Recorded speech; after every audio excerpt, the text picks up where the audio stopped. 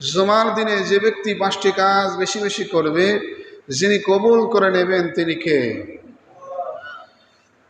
পবিত্র জুমার দিন যে ব্যক্তি পেয়ে গেল, সে ব্যক্তি যেন এই 5টি কাজ ছেড়ে না দেয়।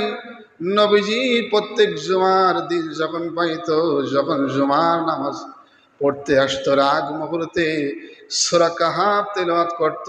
হাদিসের ভিতরে নবীজি বলেন, যে ব্যক্তি সূরা কাহাফ জুমার দিনে নিয়মিত তেলাওয়াত করে, রব্বুল আলামিন তাকে দাজ্জালের ফিতনা থেকে হেফাজত করে নেবেন। অনেকে তো কোরআন শরীফ তেলাওয়াতই করতে পারে না, কারণ কোরআন শরীফ পড়তেই পারে না। সূরা কাহাফ কি ভাত দিয়ে খাই না পানি দিয়ে খাই, তাও তো বুঝি না। কথা ঠিক কিনা? এজন্য জুমার দিন পাওয়ার পরে যারা সূরা কাহাফ তেলাওয়াত করলো, প্রথম 10 আয়াত অথবা লাস্টের 10 আয়াত অথবা সূরা পুরা পড়লো, আল্লাহ তাদেরকে দাজ্জালের ফিতনা থেকে হেফাজত করবেন।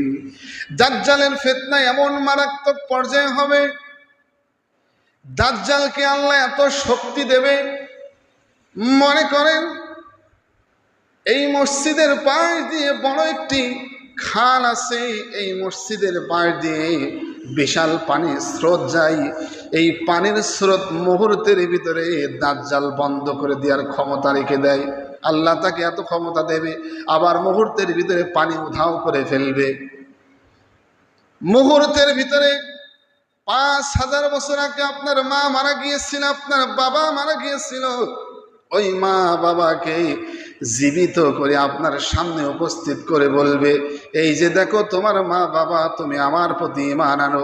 যে ব্যক্তি ঈমানদার হবে ওই ব্যক্তি বলবে, তুমি দাজ্জাল, তোমার কথা আমি বিশ্বাস করি না। তখন সাথে সাথে দাজ্জাল তাকে হত্যা করে দাজ্জালের জাহান্নামে পাঠিয়ে দেবে।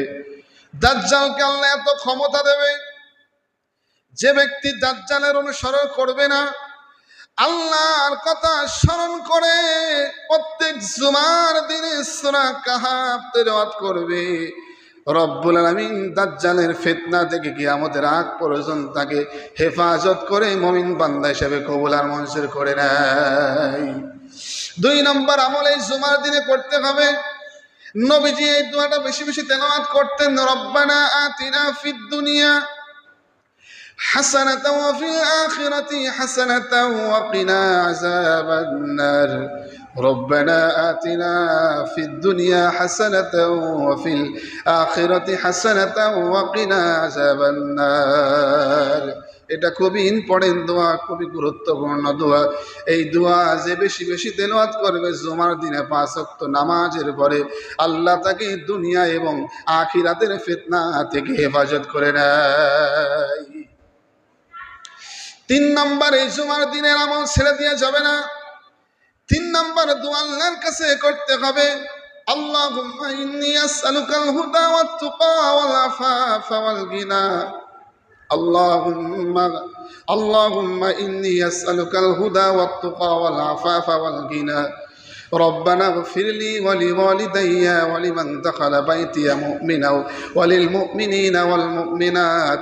এই দোয়াটা বেশি বেশি যে ব্যক্তি করবে মুমিন বান্দা বান্দির জন্য, পিতা মাতার জন্য, আল্লাহর সাথে সাথে তার মা বাবাকে মাফ করে দেয়। 4 নম্বর আমল এই জুমার দিনে বেশি বেশি করতে হবে। ইমাম সাহেব যখন খুতবা দেয়, এই খুতবাটা মনোযোগ সহকারে শ্রবণ করতে হবে।